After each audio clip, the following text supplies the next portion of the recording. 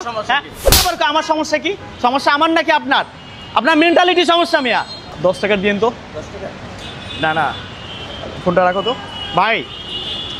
কাজটা ভালো করছেন আপনি। এই যে এখানে ফালাইছেন, এটা ফালানো জায়গা। আপনি যে এখানে ফালাইছেন, এইটা যদি বাতাস উড়ে দেয়, যদি কোনো বাইকওয়ালার সামনে পড়ে বা যদি কোনো রিক্সাওয়ালার সামনে পড়ে, এটা অ্যাক্সিডেন্ট হবে না?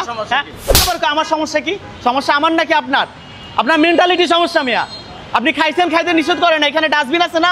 এই আপনি ডাস্টবিন দিচ্ছেন না এখানে? ভাই আমার আশপাশের জায়গাটা দেখেন তো কত সুন্দর পরিষ্কার রাখছি। আমি তো এখানে ডাস্টবিন দিয়ে রাখছি। আপনি খায়াতে দরকার হলে ময়লাটা আমার হাতে দেন, আমি ওখানে রাখি। জায়গাটা দেখেন তো আপনার কোথাও কোনো ময়লা আছে? মানে আপনারা আবার শিক্ষিত দাবি করেন। এখানে দোষটা আসলে আপনাদের মেন্টালিটির। কিছু হইলেই আবার দেশের সমস্যা দেন, যে দেশে এই ময়লা ওই ময়লা, এখানে সমস্যা ওইখানে সমস্যা। কেন ভাই? আপনি খাইছেন, খাই ময়লাটা কেন কাগজটা ডাস্টবিনের ভিতরে ফেলান? ফালানোর আগে একটা জিনিস চিন্তা ভাবনা করা দরকার ছিল যে জায়গাটা কত সুন্দর পরিষ্কার। আমি এই জিনিসটা ফালাইলে আমার কতটুকু কি হবে সেটা জিনিসটা। ভাই দেশটা আসলে আমার আপনার দেশ। আমার আপনার দেশ হলে আমাদেরই তো আসলে সচেতন রাখতে হবে, আমাদেরই তো পরিষ্কার রাখতে হবে। আর আমরা যদি আমাদের দেশ যদি এরকম পরিষ্কার অপরিচ্ছন্নতা রাখে দিই, তাহলে কি কাজটা ঠিক হবে?